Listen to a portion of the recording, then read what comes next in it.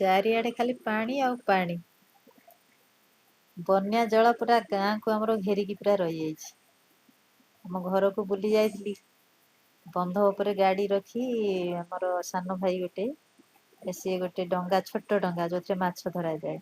ସେଇଟାକୁ ଆଣିଲା ସେଇ ଡଙ୍ଗାରେ ଆମେ ବସିକି ଆମ ଘରକୁ ଗଲୁ। ଘରକୁ ଗଲା ବେଳକୁ ଆମ ଘର ପାହାଚକୁ ପୁରା ପାଣି ଲାଗି ଯାଇଛି। ସିଧା ଡଙ୍ଗାରେ ବନ୍ଧ ପାଖରେ ବସିଲୁ ଆମ ଘର ପାହାଚରେ ଗୋଡ ଦେଇକି ଓହ୍ଲେଇଲୁ। ଏଇଗୁଡା ସବୁ ବିଲ ଗୁଡାକ ସବୁ ପାଣି ଫୁଲ ହେଇଯାଇଛି ଧାନ ଗଛ ଗୁଡାକ ସବୁ ବୁଡି ଯାଇଥିଲା ବୁଡି ଯାଇଛି ଆଉ।